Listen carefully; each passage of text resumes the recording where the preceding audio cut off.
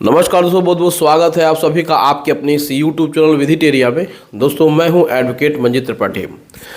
दोस्तों इन दिनों आर्बिट्रेशन को लेकर के बहुत सारे सवाल आ रहे हैं हमारे पास, क्योंकि जो लोग बैंक से सेटलमेंट नहीं कर पाए हैं और जो लोग लोक अदालत में 9 मार्च को नहीं जा पाए हैं, अब सुनने में ऐसा आ रहा है कि उनके व्हाट्सएप पे, उनके मेल पे या उनके घर पे आर्बिट्रेशन की नोटिस आ रही है। अब एक बार फिर से बैंक ने आर्बिट्रेशन के माध्यम से रिकवरी की प्रोसीडिंग स्टार्ट की है। अब ऐसे कंडीशन में आपको ये डर सता रहा है कि अब आर्बिट्रेशन में नहीं जाएंगे तो क्या होगा, आर्बिट्रेशन की प्रोसीडिंग क्या होती है, आर्बिट्रेशन में कैसे आपको वहाँ पे उपस्थित होना होता है, आर्बिट्रेशन कैसे होता है। देखिए, आर्बिट्रेशन आप सभी को, बहुत सारे लोगों को नहीं पता होगा, जो लोग जानते हैं उनको तो पता ही होगा, लेकिन आर्बिट्रेशन क्या है।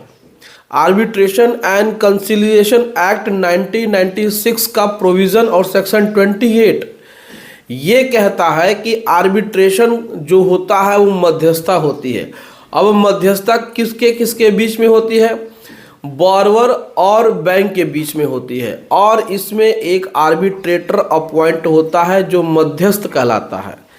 अब ये जो मध्यस्थ होता है, इसकी जो नियुक्ति होती है यानी कि अपॉइंटमेंट होता है, दोनों पार्टियों की रजामंदी से होती है। कहने का मतलब है कि दोनों पार्टियों के म्यूचुअल कंसेंट के आधार पे आप किसी व्यक्ति को आर्बिट्रेटर अपॉइंट करते हैं कि वो एक ऐसा निर्णय देगा जो निर्णय दोनों पक्षों के लिए कानूनी रूप से मान्यता होगी या न्याय संगत होगा। किसी एक पक्ष के प्रति वो कोई ज़्यादा उदारता से निर्णय नहीं देगा, यानी कि एक पक्ष की ज़्यादा सुनेगा और दूसरे पक्ष की कम सुनेगा। तो मध्यस्थ ऐसा ही होता है, कानूनी रूप से तो इसको ऐसे ही कहा जाता है। लेकिन आपको डायरेक्ट नोटिस आ रही है आर्बिट्रेशन की, जिसमें कि बैंक आपको ये कह रहा है कि आपके खिलाफ आर्बिट्रेटर अपॉइंट हो गया है और वह किसी दूसरे शहर में, किसी दूसरे राज्य के दूसरे शहर में, जो कि आपके घर से तकरीबन 500 से 800 किलोमीटर दूर है, और आपको अचानक से ऐसी नोटिस आ गई कि आपको इस तरीके से अपीयर होना है। बहुत सारे लोग को नोटिस तो ये भी आ रही है कि आपको एक आईडी भेजी जा रही है, आपको एक यूज़र नेम पासवर्ड भेजा जा रहा है, आपको ऑनलाइन अपीयर होना है, यानी कि वह जूम या फिर किसी भी सॉफ्टवेयर के माध्यम से वो ऑनलाइन आर्बिट्रेशन करते हैं। अब क्या है कि ऑनलाइन आर्बिट्रेशन से क्या होगा, आप किस तरीके से अपना पक्ष रखेंगे, और जो आर्बिट्रेटर है जिसको ऑलरेडी बैंक ने अपॉइंट कर दिया है, वो आपकी बात क्यों सुनेगा। हालांकि सुनना तो चाहिए, कानून तो यही कहता है, लेकिन इसमें आपको नुकसान क्या हो सकता है। लोगों को नोटिसें आ रही हैं, अगर लोग इसमें नहीं जाएंगे तो इसमें क्या नुकसान हो सकता है, इसमें क्या क्या दिक्कतें आ सकती हैं, क्या बचाव है, आज की इस वीडियो में हम आपको डिटेल से बताएंगे। वीडियो को बहुत ही ध्यान से देखिएगा। ऐसी प्रोसीडिंग्स का आपको अगर नॉलेज नहीं है तो आपको इस वीडियो को ध्यान से देखना चाहिए। देखिए, अगर आर्बिट्रेशन की नोटिस आपको आ रही है और किसी दूसरे शहर में आर्बिट्रेशन हो रहा है, तो आपको देर नहीं करना चाहिए, तुरंत बैंक को मेल करना चाहिए और उनको एकदम स्पष्ट रूप से आपको ऑब्जेक्शन एप्लीकेशन या ऑब्जेक्शन लेटर देना चाहिए। आपत्ति पत्र बोलते हैं जिसको, कि आपके द्वारा जो आर्बिट्रेशन की प्रोसीडिंग स्टार्ट की गई है यह न्याय संगत नहीं है, यह गलत है, क्योंकि आपने हमारी रजामंदी नहीं ली, आपने हमारी राय नहीं जानी, आपने हमारा कंसेंट नहीं लिया और आपने किसी ऐसे व्यक्ति को आर्बिट्रेटर अपॉइंट कर दिया जो कि हम जानते नहीं हैं।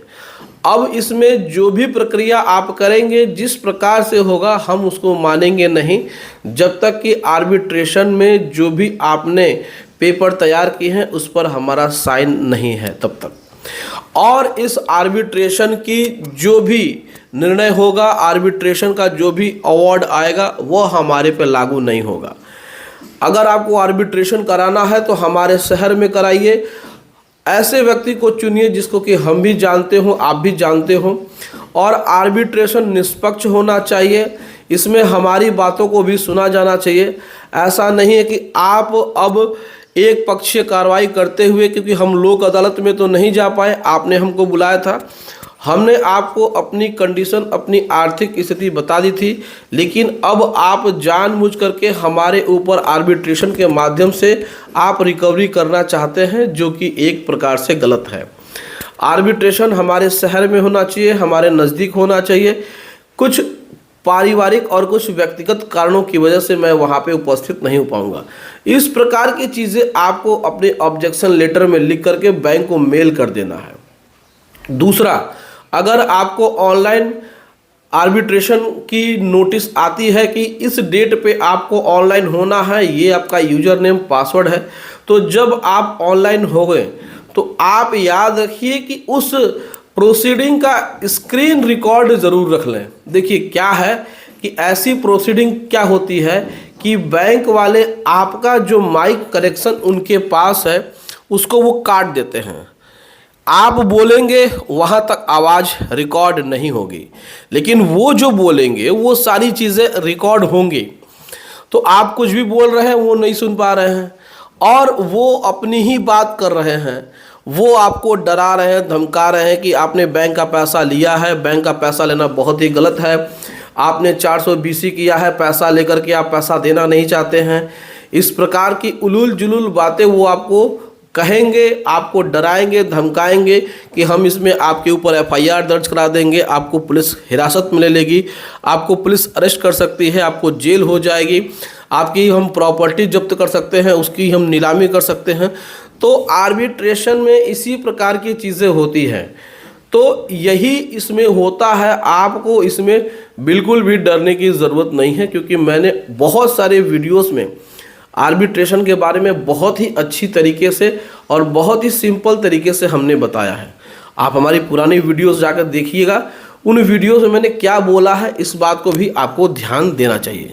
अब बात करते हैं कि आर्बिट्रेशन का कंक्लूजन क्या होगा, आर्बिट्रेशन का जो निर्णय होगा वो किस तरीके से आपके ऊपर लागू होगा। देखिए, आर्बिट्रेशन का जो भी निर्णय है, जो भी उसमें डिसीजन आते हैं, उसको अवार्ड बोलते हैं। अब ये जो अवार्ड है यानी कि आदेश है, इस आदेश को वो क्या करेंगे, आपके सिविल कोर्ट में वो भेजेंगे अवार्ड को एग्जीक्यूट कराने के लिए, इसको निष्पादित कराने के लिए।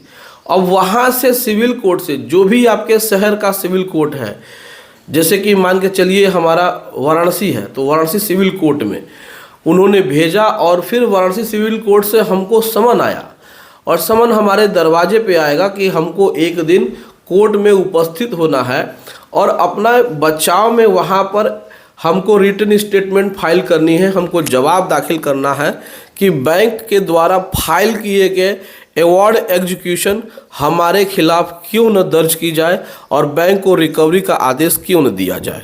तो इस संबंध में फिर जो भी बैंक ने गलत तरीके से अवार्ड पास कराया है, हम उसके खिलाफ आपत्ति पत्र दाखिल करेंगे और वहाँ पर हम सेटलमेंट का एक प्रपोजल देंगे सिविल कोर्ट में कि हम चाहते हैं कि हमारा बैंक के साथ सेटलमेंट हो जाए आउट ऑफ कोर्ट।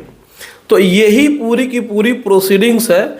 ये प्रोसीडिंग काफ़ी जटिल है, इसको एक वीडियो में कवर कर पाना बहुत ही मुश्किल है, लेकिन उम्मीद है कि आप लोग को बहुत हद तक समझ में आ गया होगा।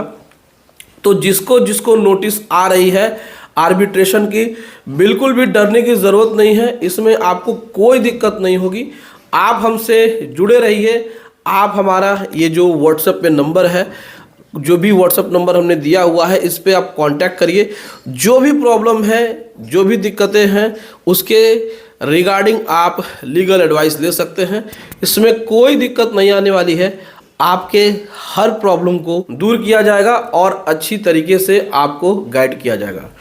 तो उम्मीद है दोस्तों वीडियो पसंद आई होगी। वीडियो अच्छी लगी हो तो वीडियो को लाइक कर दीजिएगा और इसे अपने दोस्तों और रिश्तेदारों में शेयर कर दीजिएगा और हमारे इस चैनल को सब्सक्राइब करके हमें सपोर्ट ज़रूर प्रदान करिएगा। चलिए मिलते हैं अगली वीडियो में एक नए टॉपिक के साथ। तब तक आप अपना और अपने पूरे परिवार का ध्यान ज़रूर रखिए। Thank you so much. जय हिंद दोस्तों।